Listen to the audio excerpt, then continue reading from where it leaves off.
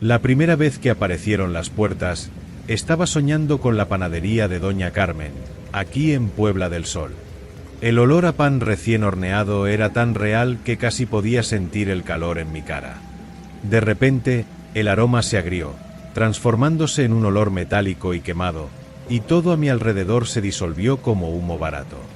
Me quedé suspendido en una oscuridad absoluta, el tipo de vacío que se traga hasta el sonido de tu propia respiración. No era solo oscuridad, era una ausencia total, un vacío que pesaba en los huesos. Entonces, una conciencia gélida, como dedos de hielo tocando mi médula, forzó su mensaje dentro de mi cráneo. No había palabras, solo una orden primordial, una necesidad ineludible más fuerte que cualquier instinto de supervivencia. Elige. 3 presiones surgieron frente a mí, invisibles pero palpables como campos magnéticos opuestos. 3 puertas que no podían verse, solo sentirse como zonas de piel de gallina, como puntos de atracción gravitacional en la nada. Una frente a mí, pulsando con un zumbido agudo y molesto, como cables de alta tensión cantando al viento. Otra a mi derecha, exhalando un calor húmedo y un olor dulce y nauseabundo, como carne dejada al sol. Y una tercera, a mi izquierda, demasiado silenciosa, una quietud que parecía vigilante, una promesa de normalidad que era lo más anormal de aquel lugar. Elegir no era una opción, era una compulsión física, como respirar hondo tras casi ahogarse. Mi cuerpo, o su sombra en aquella pesadilla, se movió por voluntad propia, impulsado por un pánico animal, hacia la puerta silenciosa. La transición fue instantánea y brutal. Un tirón en el ombligo, la sensación de ser exprimido por un tubo estrecho y luego soltado. Aterricé de rodillas en un suelo familiar. El frío azulejo de la cocina de mi casa, en la calle del olvido. Mi corazón latía como un tambor desesperado dentro de mi caja torácica. Aire. Necesitaba aire. Respiré hondo, intentando calmarme, tratando de convencerme de que solo era una mala pesadilla, del tipo que tenía desde niño, agravada por los recientes días de insomnio y la ansiedad por el trabajo perdido en el aserradero. Alcé la vista, esperando ver la nevera vieja, la mesa de fórmica, la ventana que daba al patio donde la higuera ya no daba frutos. Todo estaba exactamente como lo dejé antes de dormirme en el sofá del salón. Exactamente. Pero había una diferencia que me heló la sangre en las venas. No estaba solo.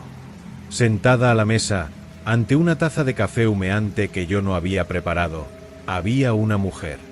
Pelo castaño un poco desaliñado, camiseta raída, pantalón de pana. El rostro era el mío. No un familiar, no un doble. Era yo. Javier Mendoza, 35 años, vecino de Puebla del Sol, mirándome a mí mismo con una expresión que no era de sorpresa, sino de una resignación profunda y cansada, como quien espera un autobús retrasado. Sus ojos, mis propios ojos, eran pozos oscuros de una fatiga que iba más allá de lo físico, un agotamiento del alma. Ella levantó la taza con una mano que temblaba ligeramente y tomó un sorbo lento, sin apartar los ojos de mí. El silencio en la cocina era espeso, pesado, cargado de una pregunta monstruosa que ninguno de nosotros necesitaba articular. ¿Por qué viniste aquí? La normalidad de la escena era su horror supremo. Los platos en el escurridor, el reloj de pared con su tic-tac insistente, el olor a polvo y humedad antigua, todo estaba perfecto, terriblemente perfecto. Excepto por mi doble sentada allí, bebiendo un café que no debería existir. Era una violación íntima, una invasión al núcleo de lo que creía mi espacio seguro. Mi casa ya no era mía. Era nuestra. El pensamiento hizo que una ola de náuseas subiera por mi garganta. Intenté hablar, pero mi boca estaba seca como la ceniza. ¿Qué se le dice al encontrarse a uno mismo en un lugar que no debería existir? La criatura que era yo dejó la taza en el platillo con un clic delicado, demasiado preciso. Sin decir palabra, se levantó. Sus movimientos eran los míos.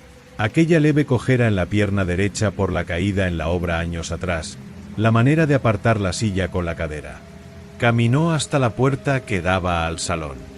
Se detuvo en el marco y miró hacia atrás, no hacia mí, sino hacia el pasillo oscuro que llevaba a los dormitorios. Su rostro, mi rostro, se contrajo en una mezcla de miedo y una horrible anticipación. Fue entonces cuando lo oí. Viniendo de mi dormitorio, donde mi esposa Lucía aún debería estar durmiendo en la realidad que conocía, un sonido bajo. Un arañazo. No en las paredes, no en el suelo. Era un arañazo dentro de la pared. Como si algo se moviera dentro de la estructura, raspando lentamente contra la madera y el yeso. Un arañazo húmedo, seguido de un gemido ahogado, no humano, algo que recordaba a una rata atrapada, pero más grande. Mucho más grande. La versión de mí en la puerta se volvió lentamente para mirarme. En sus ojos vi reflejado no mi terror actual, sino un pavor antiguo, arraigado, el pavor de quien convivía con esos sonidos todas las noches. Ella levantó un dedo delgado, pálido como el mío, y señaló en silencio al techo sobre la mesa de la cocina.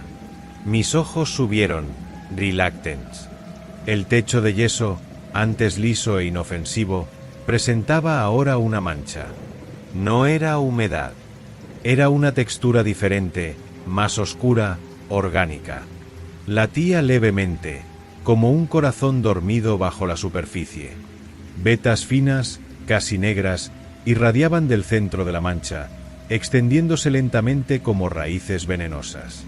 Un olor leve, dulce y en descomposición, comenzó a impregnar el aire, mezclándose con el aroma del café, creando una mezcla nauseabunda. Fue entonces cuando comprendí el verdadero horror de la tercera puerta. No me había traído a una casa idéntica. Me había traído a mi propia casa, sí, pero contaminada, invadida. ¿Y la versión de mí que ya estaba allí?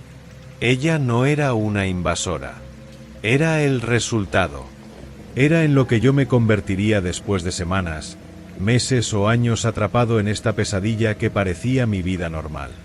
La resignación en sus ojos, el temblor en sus manos, el conocimiento profundo de los sonidos en las paredes y la pulsación en el techo, todo eso era el mapa de mi futuro, una sentencia ejecutada lentamente. Ella ya no luchaba. Simplemente existía, esperando, bebiendo café mientras el horror se filtraba por las grietas de nuestra existencia compartida. El arañazo en el dormitorio se intensificó, convirtiéndose en un rasgar. Algo estaba perforando el yeso desde dentro hacia afuera. El sonido de una respiración jadeante, ronca, venía del agujero. La criatura en el techo latió con más fuerza, y una gota de un líquido ámbar y espeso rezumó, cayendo con un sonido grasiento en la mesa de fórmica, al lado de la taza de café de mi doble. Ella no se movió. Solo miró la gota, luego me miró a mí, con una mirada que decía, «Bienvenido al resto de tu vida». O a lo que quede de ella. La puerta principal de la casa, la verdadera puerta principal que daba a la calle del olvido, estaba allí, a pocos metros de distancia, a través del salón. La luz del sol de la mañana filtrada por las cortinas parecía un espejismo precioso, un símbolo de un mundo que aún existía afuera. Pero entre yo y esa puerta estaba ella. Y ella se interpuso, no con agresión, sino con una presencia física que era un bloqueo absoluto. Sus ojos, mis propios ojos, se fijaron en los míos con una intensidad terrible. No había odio allí, ni ira. Había una advertencia profunda y helada. Si intentaba salir, intentaba alcanzar aquella luz, algo malo sucedería. Algo peor que quedarse. El arañazo en el dormitorio se transformó en un crujido seco de madera partida. El olor dulce y pútrido se volvió abrumador, mezclándose con el olor a miedo que yo exhalaba. Fue entonces cuando la luz fluorescente de la cocina, la misma que parpadeaba desde que me mudé, empezó a vibrar con un zumbido bajo y constante. No era el zumbido eléctrico de la primera puerta, sino algo más siniestro, como el ronroneo de un animal dormido bajo la casa. Las sombras en los rincones de la habitación parecieron espesarse, ganando densidad. La criatura en el techo latió de nuevo, y esta vez una fina hendidura se abrió en el centro de la mancha oscura. No vi ojos, no vi dientes. Vi solo una oscuridad más profunda en su interior, una oscuridad que absorbía la luz y prometía un vacío infinitamente peor que el de las puertas. Mi doble finalmente se movió, no hacia mí, sino hacia la ventana sobre el fregadero. Miró hacia la calle vacía, hacia el sol que ahora brillaba con fuerza sobre Puebla del Sol, iluminando el coche del señor Emilio aparcado enfrente, la farola con un cartel desgarrado de la última verbena del pueblo. Había una nostalgia tan profunda, tan desgarradora en aquella mirada, que me dolió como una puñalada. Era la nostalgia de un condenado mirando al mundo de los vivos por última vez. Ella se volvió de nuevo hacia mí, y por primera vez, sus labios, mis propios labios, se movieron. No salió sonido alguno, pero leí las palabras en sus labios temblorosos, moldeados por un terror ancestral. Vienen. No necesité preguntar quién es. El arañazo en el dormitorio cesó abruptamente. El zumbido de la luz aumentó de volumen, convirtiéndose en un rugido ahogado que vibraba en los huesos de mi mandíbula. Las sombras en los rincones empezaron a agitarse, a estirarse en formas indistintas que absorbían el calor del ambiente.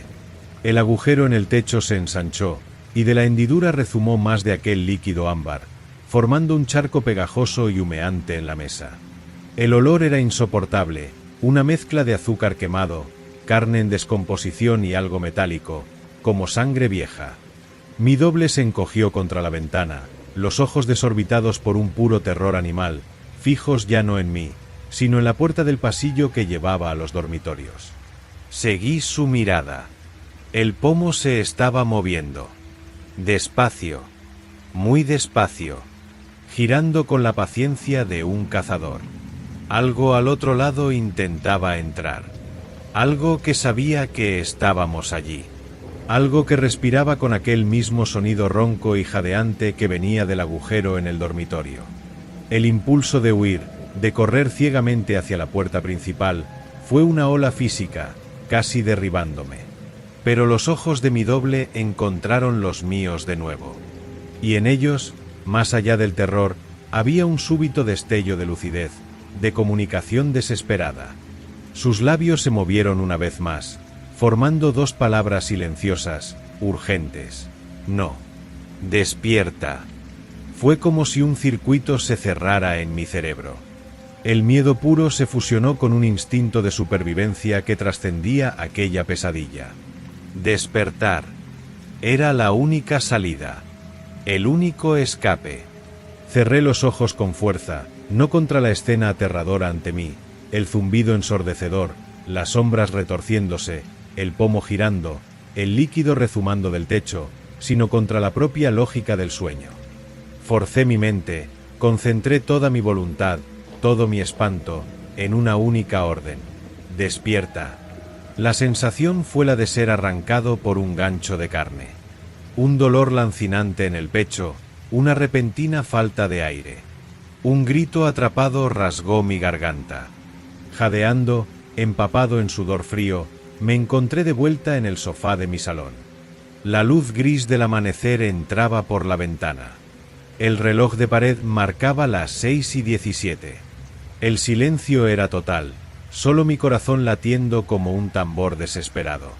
Estaba en casa, mi verdadera casa, en la calle del olvido. Temblando incontrolablemente, me obligué a levantarme. Cada paso era una victoria contra el miedo paralizante. Llegué a la cocina. La mesa de fórmica estaba vacía. Sin taza de café. Sin doble.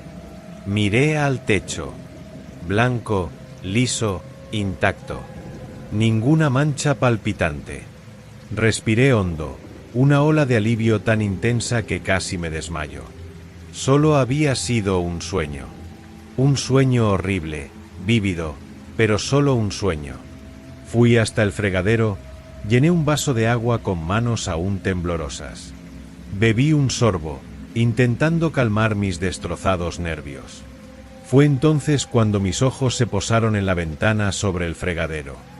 Reflejada en el cristal oscuro, Contra la débil luz de la mañana, había una figura. De pie en medio de la cocina, exactamente donde mi doble había estado. Pelo castaño desaliñado, camiseta raída. El rostro era el mío. Pero los ojos en aquel reflejo no eran los míos. Eran ojos profundamente cansados, resignados y llenos de un conocimiento terrible. No me miraban a mí. Miraban fijamente, con una atención vigilante y llena de miedo, hacia el pasillo oscuro que llevaba a los dormitorios, donde, en algún lugar en las profundidades de la casa que había jurado que era real, un arañazo húmedo, débil pero inconfundible, empezó a raspar dentro de la pared.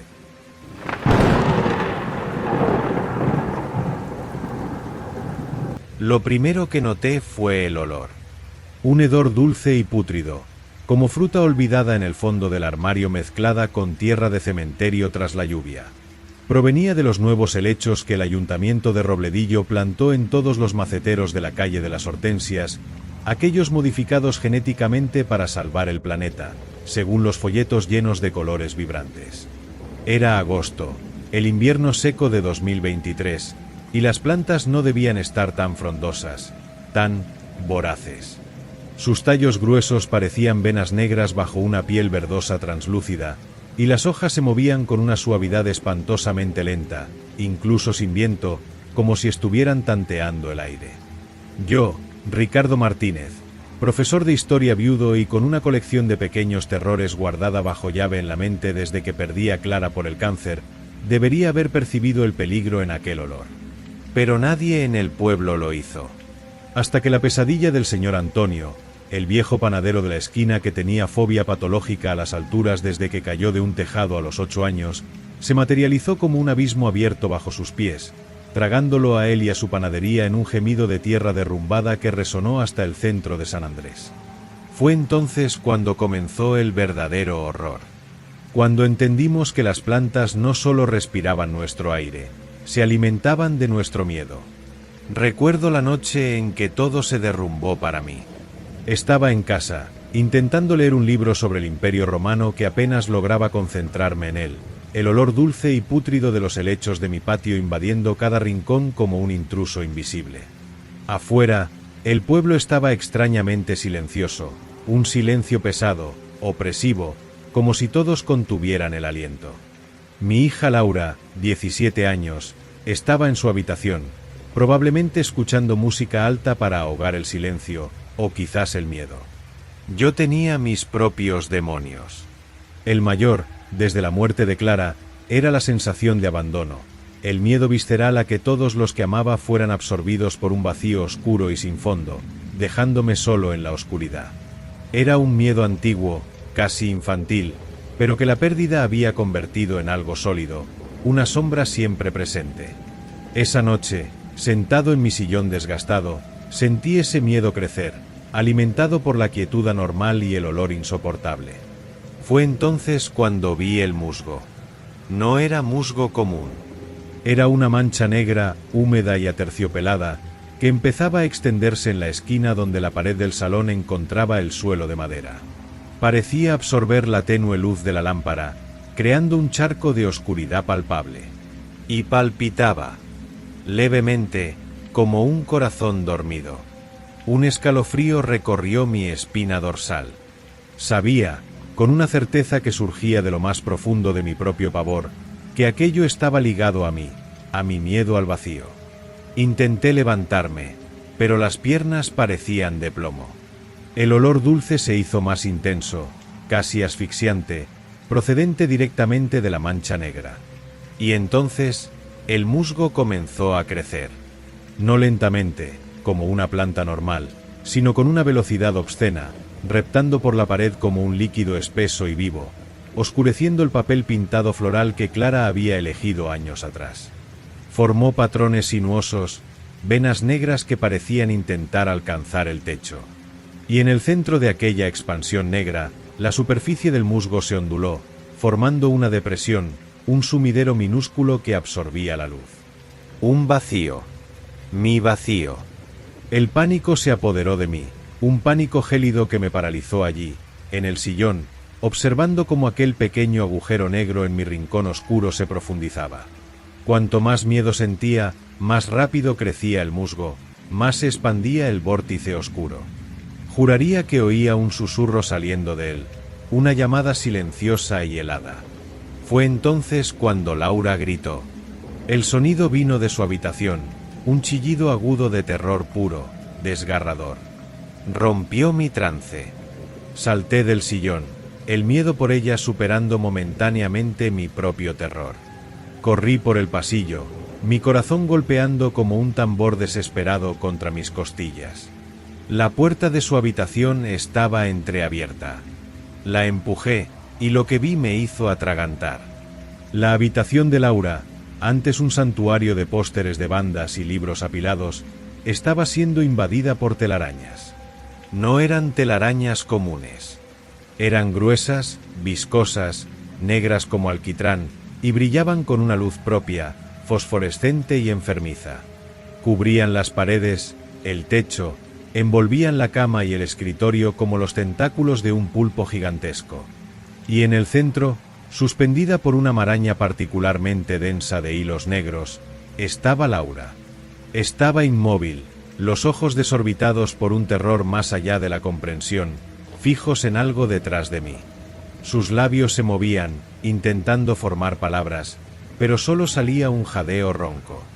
Su miedo más profundo, desde que una araña cangrejo cayó en su regazo durante una acampada a los 9 años, estaba allí, materializado por la vegetación maldita que invadía nuestra casa. Seguí su mirada y vi el origen de las telarañas. No venían de un rincón ni del techo. Venían del propio helecho gigante que estaba en la maceta cerca de la ventana. La planta, antes verde e inofensiva, estaba transformada. Su centro se había abierto como una flor carnosa y negra, palpitando rítmica y grotescamente. De sus bordes desgarrados brotaban incesantemente los hilos viscosos y negros que llenaban la habitación. Eran como cordones umbilicales de la pesadilla, alimentados por el miedo palpable de Laura. Cuanto más temblaba, más atrapada quedaba, más gruesos y numerosos se volvían los hilos, más palpitaba la flor negra, exhalando aquel olor dulce y pútrido que ahora se mezclaba con el sudor y el terror. Era un círculo vicioso, una máquina de horror movida por el miedo humano. Intenté avanzar, rasgar las telarañas, pero los hilos eran increíblemente resistentes, pegajosos y fríos como la muerte. Un roce con ellos provocaba un dolor agudo y gélido que subía por mi brazo, como una descarga de hielo. Laura me miraba, sus ojos suplicando, pero también rogando que no me acercara. Su miedo era combustible. Podía verlo, casi sentirlo en el aire, una vibración eléctrica que hacía brillar las telarañas con más intensidad y que la flor negra del helecho se retorciera con un placer obsceno. El vacío en la pared del salón parecía haberse expandido en el borde de mi visión, una mancha negra más grande ahora, absorbiendo el color y la esperanza de la habitación. Mi propio miedo, el del abandono, crecía, alimentando aquella cosa en la esquina. Afuera, el pueblo ya no estaba en silencio.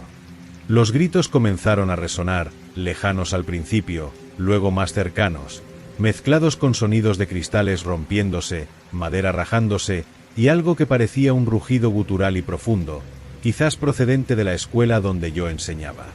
Las sirenas de policía y ambulancia aullaban, pero parecían impotentes, perdidas en un enredo de horrores privados materializados. Cada persona, cada miedo secreto, cada fobia escondida tras una máscara de normalidad, estaba siendo físicamente manifestada por las plantas. ¿Qué sería del señor Baldomero, el carnicero retirado que tenía pavor a la sangre tras un accidente con una sierra eléctrica años atrás? ¿Y de doña Marlene, que vivía encerrada desde que vio ahogarse a su marido en el embalse de la Sierra Grande? Sus pesadillas, ahora libres, caminaban por las calles, alimentadas por el propio terror que causaban. De vuelta en la habitación de Laura, la situación se deterioraba rápidamente. Las telarañas negras ya envolvían la mitad de su cuerpo, tirando de ella lentamente hacia la flor palpitante del helecho. Sus ojos reflejaban el brillo fosforescente de las telarañas, llenos de una desesperación muda. Mi corazón parecía querer salirse del pecho. El miedo por ella, el miedo al vacío que crecía en el salón, el miedo a lo que el pueblo se estaba convirtiendo, todo se fundía en una bola de pánico nauseabundo en mi estómago. Y podía sentir, literalmente sentir, la planta en la habitación reaccionando.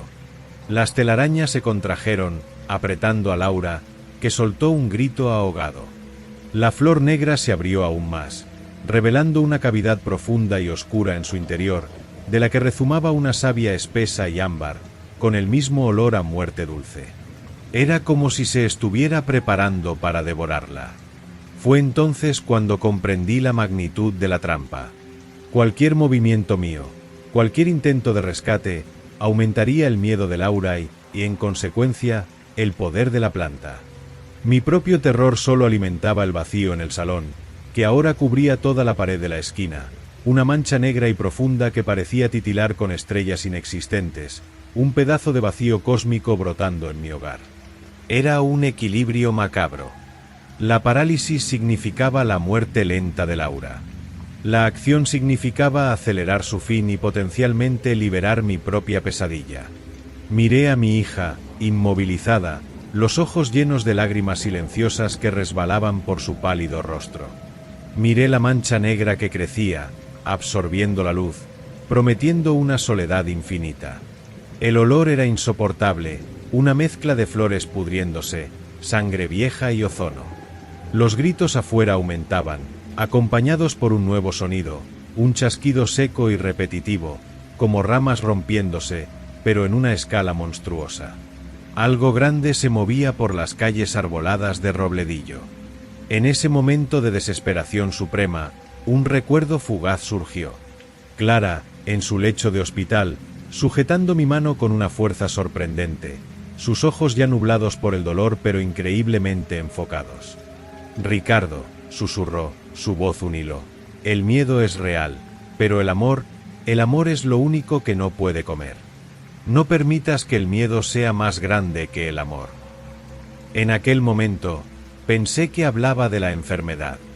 Ahora, las palabras resonaban con un significado terrible y nuevo. El amor. Por Laura. Por el recuerdo de Clara. Por la vida que aún podría existir, incluso en esta realidad distorsionada. No era un arma física, pero quizás era un antídoto. Si el miedo alimentaba a las plantas, tal vez lo opuesto al miedo, el amor, el valor nacido de él, pudiera debilitarlas. Era un pensamiento frágil, casi ridículo ante la monstruosidad que sujetaba a mi hija. Pero era todo lo que tenía. Tomé una decisión. En lugar de centrarme en el terror que me consumía, en el vacío que amenazaba con tragarse todo, concentré toda mi fuerza, toda mi voluntad, en la imagen de Laura riendo, todavía niña, corriendo por el jardín antes de las plantas, antes del dolor. Me concentré en el calor de la mano de Clara en la mía, en la promesa no dicha de proteger a nuestra hija. No eliminé el miedo, eso era imposible. Pero intenté enterrarlo bajo una montaña de buenos recuerdos, de un amor tan profundo que dolía. Fue un esfuerzo hercúleo, como intentar sostener el sol en las manos. El vacío en la pared palpitó, como si vacilara. La expansión negra se estancó por un instante. En la habitación de Laura, algo también ocurrió. Las telarañas brillantes que la envolvían parecieron perder parte de su intensidad fosforescente. La presión a su alrededor disminuyó ligeramente. Ella parpadeó, confundida, sus ojos encontrando los míos. Aún no había esperanza, pero sí una duda, una grieta en el pavor absoluto. La flor negra del helecho palpitó con menos vigor, su cavidad oscura pareciendo menos profunda, menos invitadora al abismo. El olor dulce y pútrido permaneció, pero perdió parte de su aspereza asfixiante. No era una victoria. Era solo una tregua frágil, un equilibrio precario conquistado a un costo inmenso de fuerza emocional. Sabía que no podría sostenerlo mucho tiempo. El miedo estaba allí, un animal agazapado en el fondo de mi alma, listo para saltar.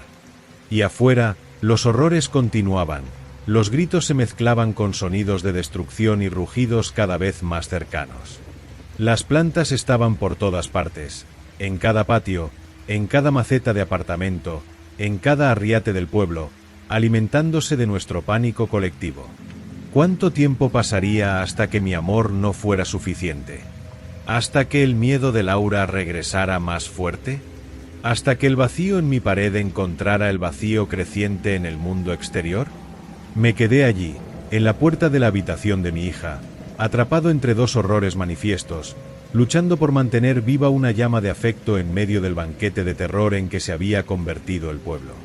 El aire pesaba, cargado del olor a descomposición dulce y pavor palpable. El rugido afuera aumentó, acompañado por un estremecimiento que hizo temblar las paredes. Algo muy grande, nacido de pesadillas muy profundas, se acercaba. Y las plantas, siempre hambrientas, aguardaban su próxima comida de miedo. La única certeza era que la noche en Robledillo sería larga, y el amanecer, si llegaba, traería un paisaje transformado no por la esperanza verde prometida, sino por los horrores más oscuros que la mente humana pudiera concebir, materializados y hambrientos. El planeta podría respirar aliviado con menos CO, pero nosotros, los humanos de Robledillo, estábamos aprendiendo la terrible verdad. El precio de la salvación era el propio infierno, brotando literalmente de nuestro miedo, una hoja a la vez.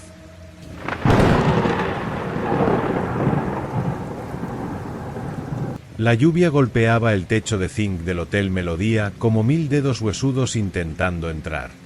Era un martes gris, de esos que huelen a moho y desesperación olvidada.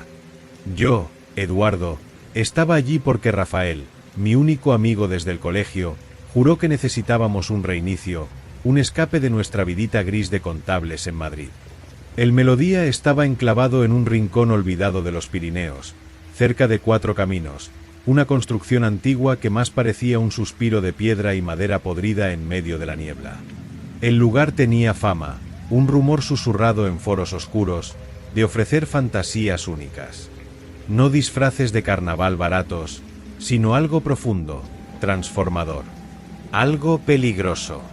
El vestíbulo era una cápsula del tiempo enmohecida. Terciopelo descolorido, lámparas de araña cubiertas de telarañas espesas como algodón de azúcar sucio, y un olor persistente a cera de abejas vieja y algo más dulce por debajo, como fruta empezando a pudrirse.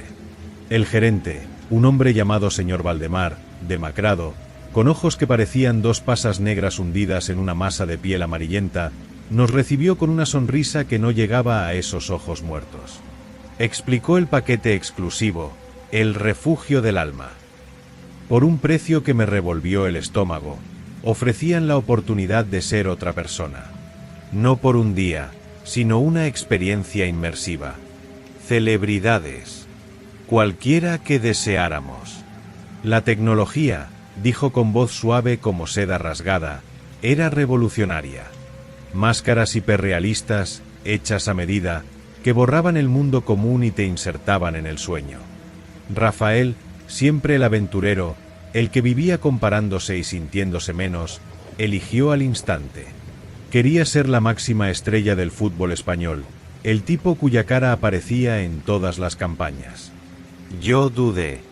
Había una seriedad en el aire del Melodía, una quietud vigilante que pesaba en los hombros, como si las propias paredes contuvieran la respiración. Pero Rafael insistió, sus ojos brillando con una ansiedad que nunca le había visto antes, un hambre por ser alguien que importara. Cediendo a la presión y a una curiosidad malsana que me avergonzaba, elegí a un actor famoso, un galán conocido por su carisma y su voz inconfundible. Alguien completamente opuesto a mí. Alguien admirado.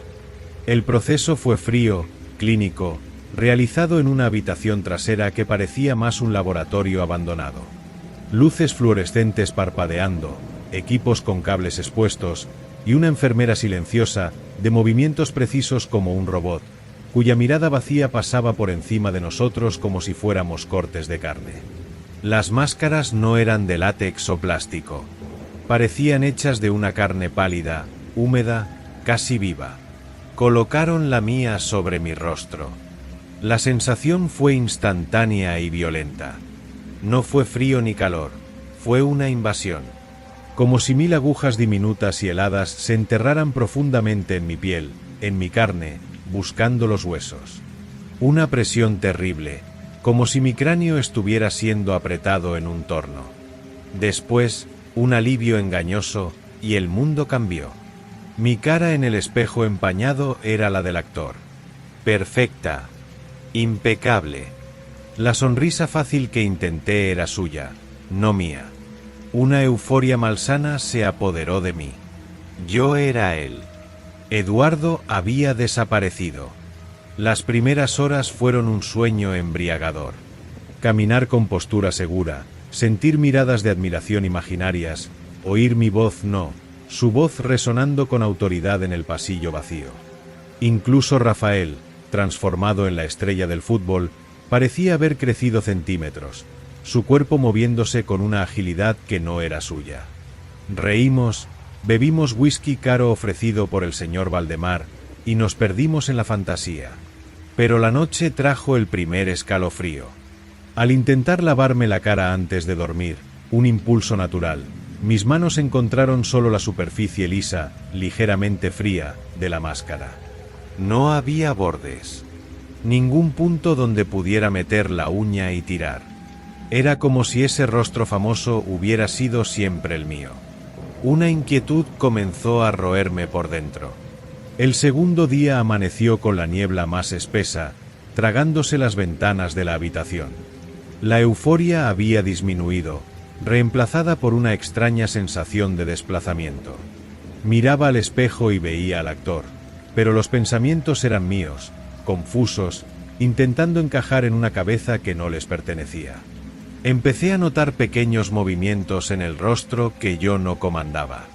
Un parpadeo más lento, un tic casi imperceptible en la comisura de la boca, como si el dueño original de ese rostro estuviera soñando debajo.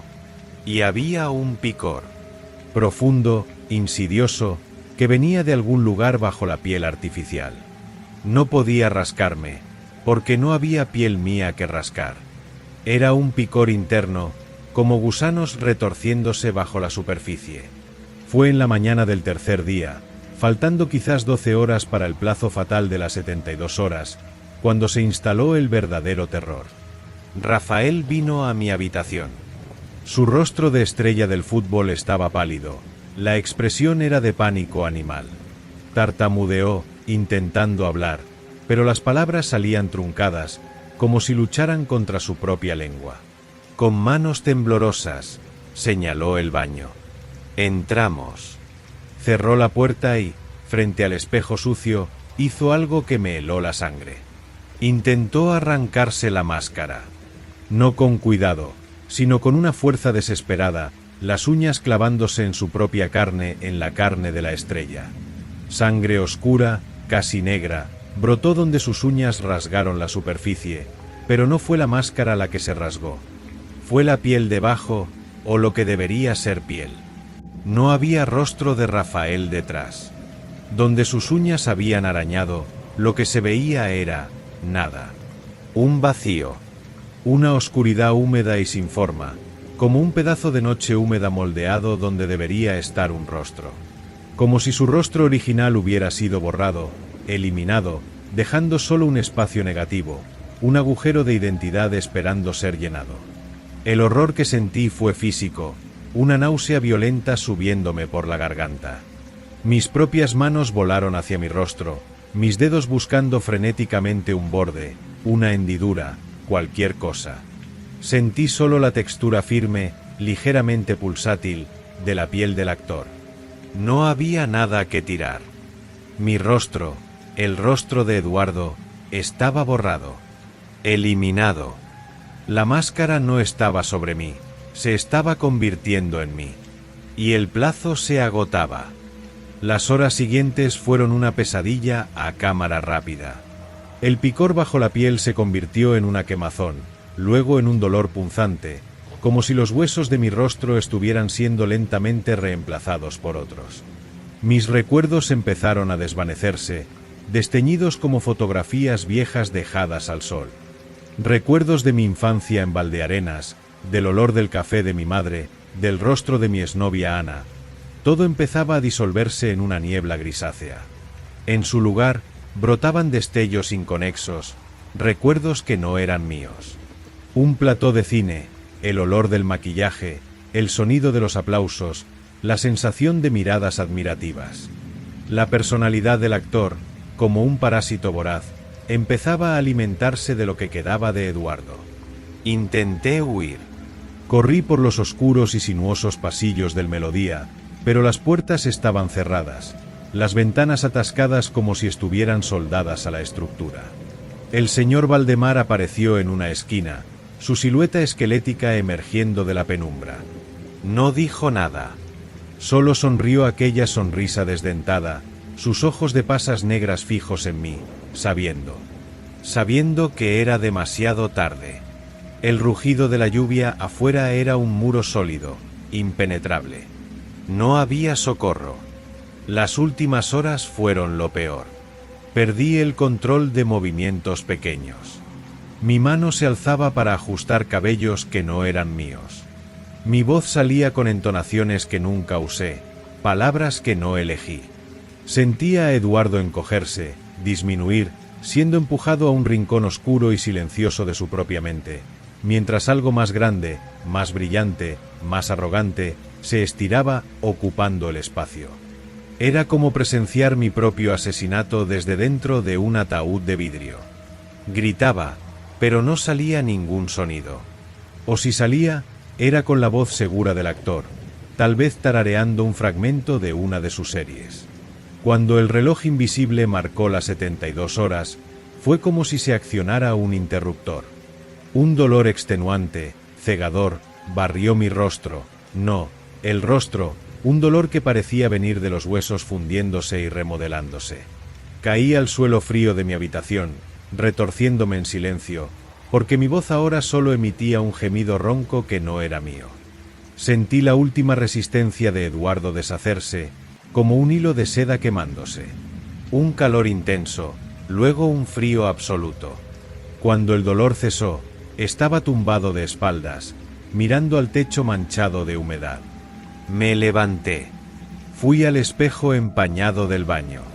El reflejo era perfecto. El actor. Cada línea, cada expresión, cada matiz de cansancio alrededor de los ojos. Era yo, pero no lo era. Los pensamientos que fluían en mi mente ya no eran los pensamientos tímidos y preocupados de Eduardo. Eran pensamientos de carrera, del próximo rodaje, de fans, de cierto restaurante en San Sebastián. Los recuerdos de Eduardo estaban ahí, sí, pero lejanos, borrosos, como una mala película que hubiera visto hace mucho tiempo. Sin emoción, sin importancia. Pertenecían a otra persona, a un fantasma. Miré mis manos, las manos del actor. Moví los dedos. Perfecto. Sentí que una sonrisa se formaba en mis labios, una sonrisa fácil, carismática, que Eduardo nunca logró dominar. Era una sonrisa satisfecha, victoriosa. El Eduardo que conocía Cuatro Caminos, Valdearenas, a Rafael, a Ana, el olor del café de su madre, ese Eduardo ya no existía. Había sido sobrescrito, borrado. El hotel había ofrecido una fantasía, y la fantasía había consumido al fantaseador. Salí de la habitación. El pasillo estaba silencioso, solo el sonido de la lluvia insistente. Pasé por la habitación de Rafael. La puerta estaba entreabierta. Miré. Allí estaba la estrella del fútbol, haciendo malabares con una pelota invisible, una sonrisa de pura euforia estampada en el rostro que ya no era de Rafael. Sus ojos, cuando se volvieron hacia mí, no tenían ni rastro de mi amigo de la infancia. Eran los ojos de un famoso extraño, vacíos y contentos con su trofeo vivo. El señor Valdemar apareció al final del pasillo, su sonrisa ahora un poco más amplia, un poco más hambrienta. Hizo un gesto con la mano, casi cortés, como un anfitrión satisfecho. El Hotel Melodía tenía nuevos huéspedes permanentes. Famosos, admirados, eternamente atrapados en rostros robados, con las almas originales borradas como un error de cálculo. La lluvia seguía golpeando el tejado, el sonido constante de un mundo allá afuera que nunca sabría lo que ocurría en aquella hondonada húmeda, donde las fantasías se convertían en prisiones de carne y hueso, y el precio de la fama era el alma misma.